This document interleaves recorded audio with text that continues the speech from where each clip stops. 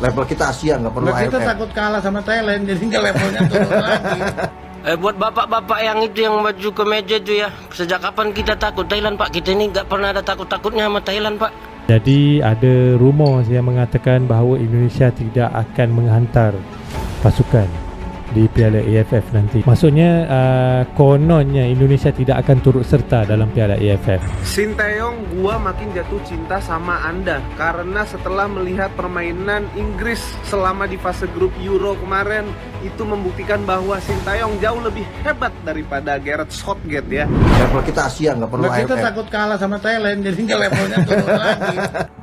Buat bapak-bapak yang itu yang baju kemeja itu ya, sejak kapan kita takut Thailand Pak? Kita ini nggak pernah ada takut-takutnya sama Thailand Pak. Kalau menang kalah biasa, kalau takut kita nggak pernah. Masalahnya sekarang ini Thailand nggak bisa mengikuti kita kemana Pak? Nggak bisa ngikutin circle-circle kita Pak. Itu masalahnya Pak.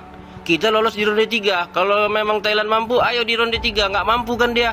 Cuman bapak sama si Akmal ini kulihat selalu aja masalahnya patokan apapun di dunia, apapun makanannya, gorengannya tetap AFF. Ditanya nanti Sinteyong, emang Sinteyong bisa mengantarkan Indonesia menjadi juara AFF? Apapun makanannya, gorengannya tetap AFF, AFF, AFF. Aduh Pak, astaga. Apa sih masalahnya Pak? Kita nggak pernah takut sama Thailand Pak. Itu statement Pak Erik yang terakhir itu mantep itu Pak. Gak usah nangis, tegakkan kepala. Kita lawan lagi besok Australia. Kemenang kalah biasa. Kalau takut siapa ya? Ngapain takut sama Thailand Pak?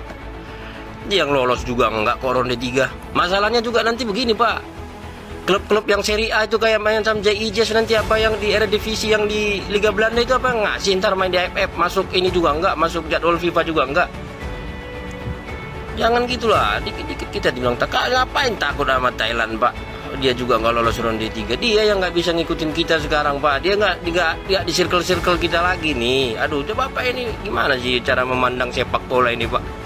Lucu juga Bapak ini ya. Saya pengen ketawa melihatnya. Jangan sampai nanti kita sebagai stakeholder sepak bola ribut di kandang sendiri. Padahal cita-citanya tim nasionalnya pengen bagus, liganya pengen bagus. Dalam membangun sepak bola Indonesia tidak mungkin hanya timnas, klub tanpa memikirkan grassroots, sistem pelatih, sistem perwasitan, tidak mungkin. Tapi kan kompleksitas daripada PSSI ini sudah berjalan cukup lama. Dengan keterbatasan saya sejak awal, saya bilang sebagai ketua PSSI, saya tidak mungkin menyelesaikan ini dalam waktu 6 bulan atau setahun. Makanya sejak awal saya bilang saya akan fokus kepada tim nasional dulu tahun ini. Kalau dilihat di seluruh dunia, asosiasi ya sepak bola Inggris ya fokusnya tim nasional. Dia nggak fokus English Premier League. Di Itali, ya kan, dia fokus tim nasional Itali. Dia tidak bicara Serie A. Tapi dia punya power nggak kepada Serie A? Punya. Makanya kemarin saya bilang, oke, sekarang kita bikin kalender sampai 2027. Supaya kita bisa metain total. Jangan sampai nanti kita sebagai stakeholder sepak bola ribut di kandang sendiri. Padahal cita-citanya tim nasional pengen bagus, liganya pengen bagus. Tetapi ketika saya mendapat informasi bahwa hanya 9 pemain yang mau dilepas, ya saya nggak mungkin dong. Apakah kita sebagai bangsa ini tidak punya empati dan kebersamaan? Nah disitulah saya melakukan ya bahwa kita ini otoritas tertinggi sepak bola. Saya bilang stop. Dan terbukti hari ini kumpul semua pemainnya. Jadi ada rumor yang mengatakan bahawa Indonesia tidak akan menghantar pasukan di Piala AFF nanti. Maksudnya kononnya Indonesia tidak akan turut serta dalam Piala AFF. Itu adalah hoax guys. Okey, Indonesia turut serta di Piala AFF. Indonesia akan main di Piala AFF tetapi tidak dengan skuad utama kerana mereka ada target yang lebih besar. Okey, iaitu kualifikasi Piala Dunia round ketiga, dan Indonesia adalah salah satunya ataupun satu-satunya negara di Asia Tenggara yang lolos ke round ketiga. Jadi pemain-pemain utama tidak akan bermain di Piala AFF. Itu sudah pasti guys. Okey, mereka harus menyimpan tenaga, memastikan kesihatan mereka 100% terbaik untuk bersiap sedia dalam kejohanan yang lebih besar, iaitu kelayakan Piala Dunia round ketiga, kerana mereka berada dalam satu grup bersama dengan gergasi-gergasi Asia yang lain seperti Jepang, Australia dan Arab Saudi. Jadi pada Piala AFF ini Indonesia tetap akan menghantar pasukan untuk bermain di Piala AFF, tetapi mungkin hanya menggunakan skuad U20 sahaja ataupun pemain-pemain lain yang hanya bermain di Liga 1 Indonesia. Bagaimanapun pada waktu kejadian pada waktu Piala AFF sudah pun start dimulakan, Liga 1 Indonesia tetap berjalan, tetapi mereka telah mengadakan perjanjian lah, jika Piala AFF sudah pun bermula, coach setiap pasukan akan melepaskan pemain-pemain yang dipilih untuk bermain di Piala AFF. Begitu guys, dah ada perjanjian guys. Jadi baguslah bagi aku, pendapat aku bagus. Apa yang dilakukan oleh PSSC dengan Liga 1 ni bagus. Mereka sanggup untuk melepaskan pemain-pemain yang dipilih. Ataupun PSSC boleh menggunakan skuad U20 saja. Begitupun okey juga guys, untuk memberikan peluang kepada pemain-pemain muda untuk mereka mempunyai pengalaman dalam pertandingan seperti ini. Tapi mungkin itu akan memberikan kelebihan untuk Vietnam. Dan mereka pasti akan, mereka memang nak balas dendam kepada Indonesia. Mereka dah banyak kali kalah guys. Tahun ni je dah 4 atau 5 kali dah kalah. Di setiap peringkat umur mereka kalah dengan Indonesia guys. Sudah pasti AFF ni lah saat yang mereka tunggu untuk kalahkan Indonesia, untuk balas dendam. Jadi Indonesia pun harus hati-hati lah. Okay, tapi aku yakin walaupun Indonesia hanya menurunkan U20 di Piala AFF, tetapi U20 mereka pun begini guys, sangat-sangat hebat ya. Vietnam jangan pandang rendah dengan pasukan muda Indonesia ni. Okay, silap-silap mereka akan kalah lagi sampai bila-bila guys. Tapi itu harapan aku. Setiap kali Indonesia jumpa Vietnam, aku nak Indonesia menang. Okay guys, jelas ya. Hawks yang mengatakan Indonesia tidak akan menghantar pasukan ke AFF adalah Hawks. Okay, jangan percaya guys, Indonesia tetap akan menghantar skuad mereka di Piala AFF. Cuma tak pasti lagi lah skuad yang mana satu yang akan dihantar. Yang pasti skuad utama tidak akan bermain di Piala AFF. Itu saja yang aku pasti guys. Alright, jadi apa-apa pun tak kisahlah siapa pun yang Indonesia hantar, aku berharap Indonesia akan melakukan yang terbaik, InsyaAllah. Sama-sama kita doakan guys. Ok guys, aku rasa sampai di sini saja video aku pada kali ini. Semoga kita berjumpa lagi di video aku yang akan datang. Assalamualaikum. Breaking news guys, angka-angka ini ada hubungan dengan pemain yang akan dinaturalisasi oleh timnas Indonesia.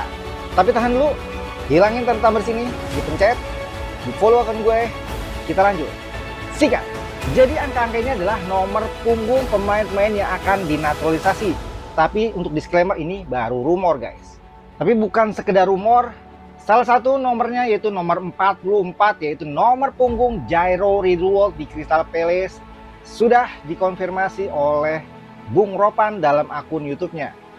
Beliau menginformasikan kemungkinan Jairo akan ke Indonesia di akhir Mei nanti, setelah Liga Premier League sudah selesai.